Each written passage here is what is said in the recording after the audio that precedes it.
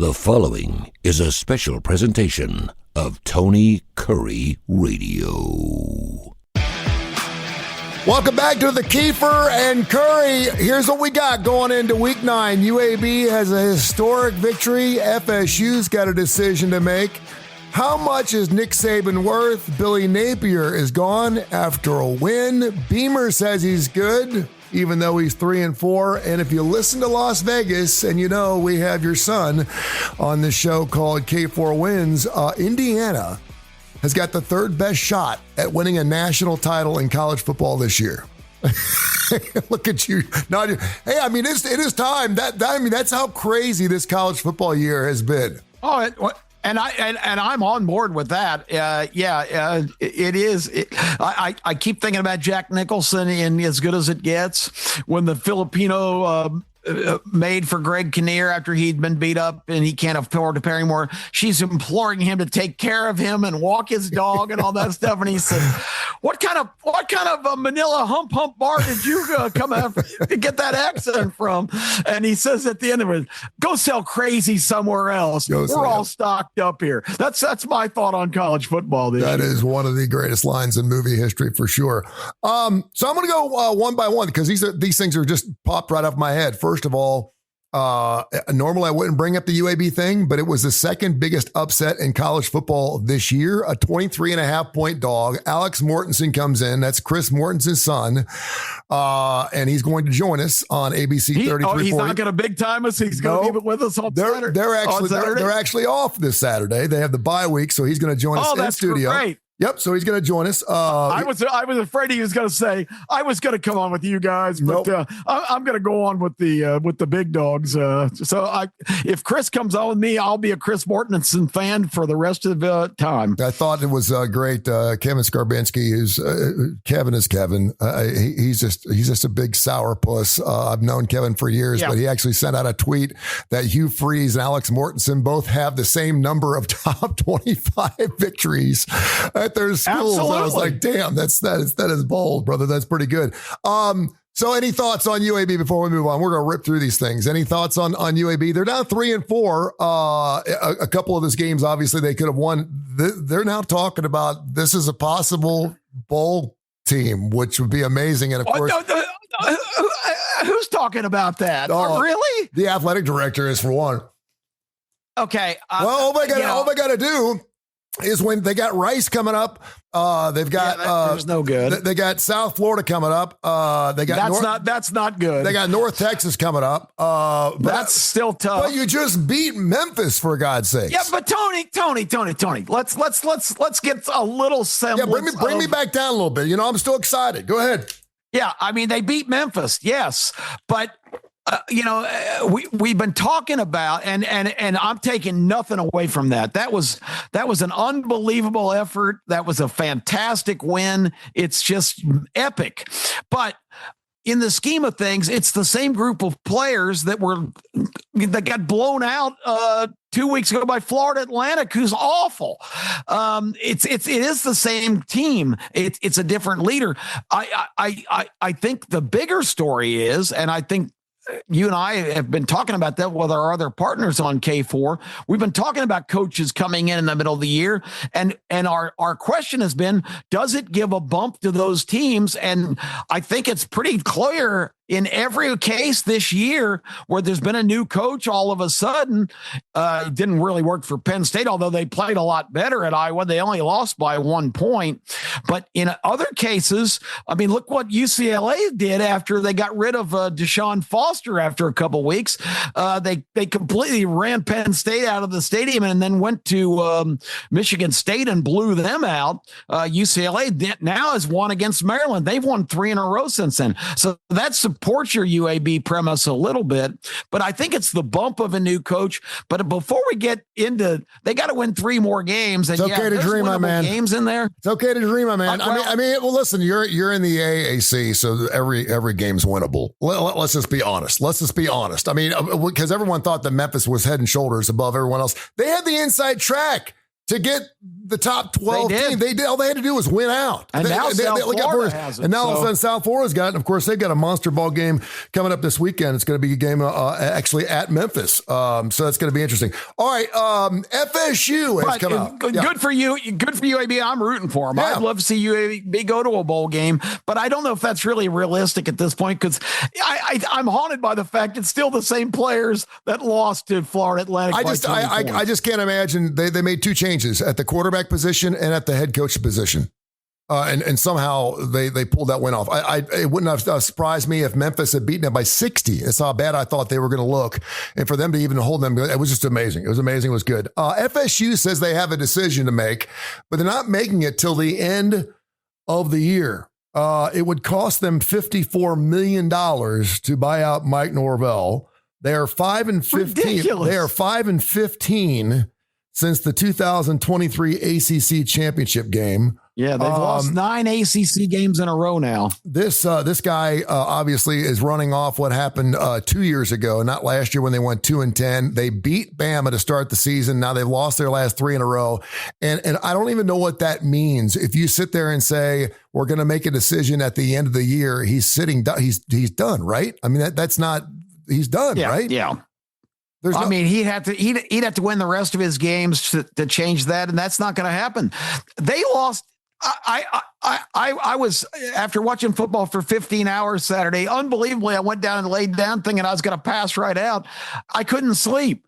So I got up and I turned the games back on, and it was the fourth quarter of the Stanford FSU game at 1:30 in the morning, and I couldn't look away. It was like looking at a 50-car pileup. Two of the worst teams I've ever seen on the field. It was the Inept Bowl. They both were terrible, and the officials were worse. I mean, for the last 8 minutes of that game, it took like an hour and a half. It did, because every play was reviewed. The officials were confused about where to spot the ball. It was just absolute chaos. It was I just talked about chaos on Need to Know. Chaos at the Stanford, and Stanford is god awful, Tony. They are bad. They're one of the worst 5 teams in college football. Definitely. And for that game to end like it did at 1 inch from the goal line, Florida State got Castellanos got knocked out of the game on a targeting call and couldn't continue. They brought a freshman in who never played.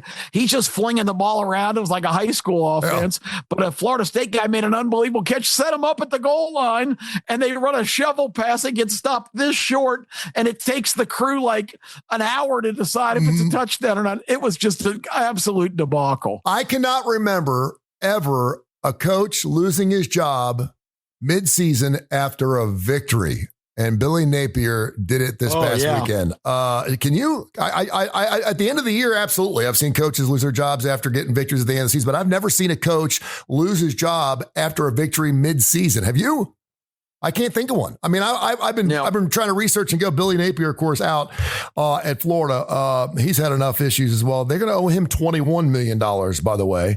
It is now the second time in 7 years that Florida is going to be paying 3 different head coaches at the same time. The last time was Will Muschamp, Jim McElwain, and Dan Mullen. 22 and 23 was his record there at Florida. Obviously not what they were expecting with Billy Napier. I'll never forget we had Tim Brando on our show. I want to say it was on the starting lineup last season, and we were asking which protege or which former assistant coach under Nick Saban will win a national title first. And he said Billy Napier. He thought Billy Napier was going to be the one. And of course, Tim's been known to be wrong once in a while, but he was off on that. Your thoughts? But Tim's not afraid to get out. He'll go out. He'll get out there. And he'll bring it back. He'll bring it back up again. The shaky limb, Tony, is the shaky limb breaks off a lot of times. It sure does. And he just hops back on again. He's riding it like a horsey. That's true. Your thoughts on so Florida's a great gig, right? That's a great gig. One of the best. So 2 things happen here. Number one, Billy Napier and my partner on radio, Terry Quillian, reported this first about a month ago.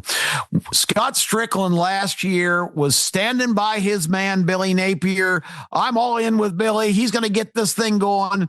Scott Strickland's whole tone changed about week 3 of this season when the Florida powers that be decided that Scott Strickland does such a great job of raising money for the athletic department. He won a national championship in basketball. Scott Strickland's our man. As soon as Scott Strickland got that new contract, Tony, all of a sudden he wasn't going to, Billy Napier wasn't going to drag him to the bottom of the sea if he fired his guy, because he went out and got Billy and stood by him. All of a sudden, Billy became dead man walking because Scott Strickland was secure. That was part A.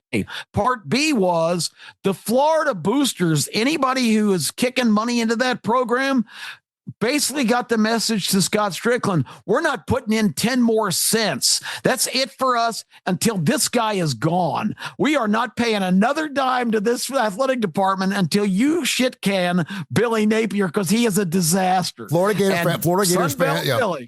Gator fans were booing Billy Napier at the end of that ball game. They were yelling, "Fire Billy!" They were winning the game after they won. Another guy who I'm not saying I like him. I thought he did a great job last year. He was one game away from going for a national title in the playoffs. Shane Beamer came out after the game this weekend and said he's not interested in the Virginia Tech job. Evidently his name's floating around, and someone needs to tell him that he's 3-4 at South Carolina. He's like, no, he goes, I'm doing everything here at South Carolina to turn this thing around and play like we did last year where we're playing for a national title. You're 3-4. You better be open for a Virginia Tech job, because it may be where you're heading, whether you like it or not. Yeah, because I don't like South Carolina's future very much either. They got Alabama coming to town this week, so I think 3-5, Tony, is a real possibility. I don't think that rebuild is going real well this Alabama year. favored by 13.5 in that particular game, and if you listen to Las Vegas right now, I just pulled up the odds. The odds to win the national title: Ohio State #1, Alabama #2, Indiana tucked in #3, and Notre Dame #4, which is unbelievable. Okay. You know how I rail against rankings. The rankings are the stupidest thing in the world. If you go by who teams have played and who they've beaten, and I know you've got to penalize teams that lose. Notre Dame lost their first game at Miami and then lost to an undefeated team that the current polls have at #3, Texas A&M.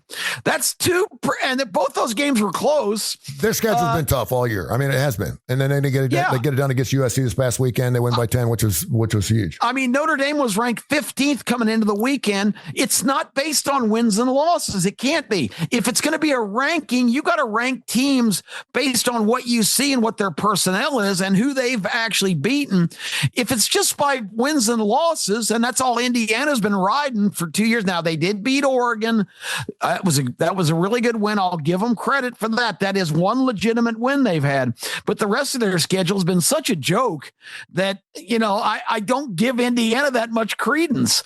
And Oregon, I have to even kind of question them a little bit. I'm questioning the whole Big Ten. Oregon's big win was against Penn State. How good does that look right now? Yeah, that team is fine. I mean, that's their only claim to fame this year. Did you like the fact that Franklin got on ESPN? By the way, it was during our show. Yeah, that was kind of weird to me. It was a little strange. I appreciate the fact that he stepped up and did that. I thought he said all the right things. And obviously he's going to coach again somewhere as soon as he possibly wants to.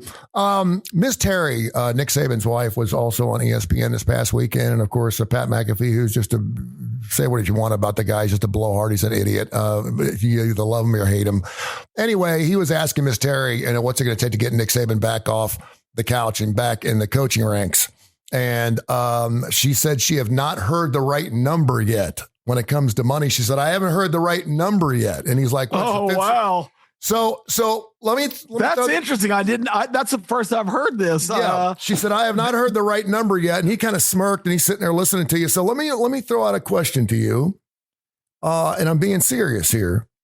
What number would you not be willing to give Nick Saban if you knew he'd bring you a national title at your school within 3 years?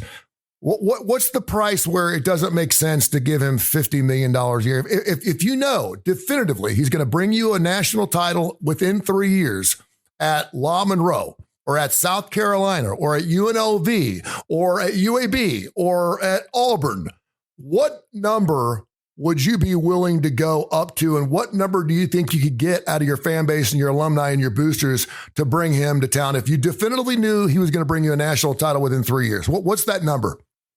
Because Signetti just signed a deal where he's getting $11 million a year. Pardon my French, which is ridiculous. It's absolutely ridiculous. I mean, it is good for him, and he's got a great agent. That's amazing. And most of it is like guaranteed money. I don't know how he went from $4 million to $8 million to $11 million in less than 365 days. He did. Which is amazing. Good for him. I mean, he's fantastic. It's unbelievable. But what number do you say, let's figure it out? We got to raise it and make it happen. I think the premise is flawed, though. I don't care if you're giving Nick Saban $100 million. He's not going to win a national championship at UNLV or Louisiana Monroe. I mean, he's not an American. No, but he's not Jesus Christ. No, but the question is, I'm asking you a question. I want to know what you think a national title is worth. Well, you mentioned those schools and got me off. Well, I did. Yeah. Well, I did because I want to know what you think a national title is worth. What and obviously you're looking at facilities. Obviously I don't know what they have at say the Bearcats at Cincinnati or something. But I mean, we saw Steve Spurrier go to South Carolina, right? He tried. I mean, he tried to do something that we'd never seen before. And of course, he won a national title at Florida. And we're like, there's no way. And we saw him come close, not as close as he had obviously Florida. But if there's one guy that you feel like could turn any program around within a period of time, it would be Nick Saban. He's got 7 natties, and I don't think his tank is empty. But is it what would it be worth? A group of 5 school? Would it be 30 million? Would it be 25? I was going to say 25. Yeah. That's amazing. I think at a high profile school that has the facilities and has the resources and has the alumni and the fan base and the money, Nick Saban and Marcus Freeman's doing a great job at Notre Dame. If Nick Saban was at Notre Dame, they could pay him $25 million. I think he probably won a national championship. Oh, yeah. But the clock's ticking, Tony, too. Nick is 73 years old or whatever. I mean, if you're Florida or you're Penn State, might as well make the call, right? I mean, you're calling his agent saying, "Hey, listen." I would think so. Sure. I mean, I'm hearing Urban Meyer, and I don't think Urban Meyer is. I don't think, just because these guys have done it in their prime. The last time we saw Urban Meyer coach, he was getting involved in weird stuff at Jacksonville and got fired after 1 year at the Jacksonville Jaguars. So I don't think, it's not a miraculous situation. There's just. It doesn't guarantee you success. And I also, and Alabama fans won't like this, but Nick won a championship in 2020 with Alabama, the COVID year, which is questionable. There's got to be an asterisk by that. It's only a 10-game season.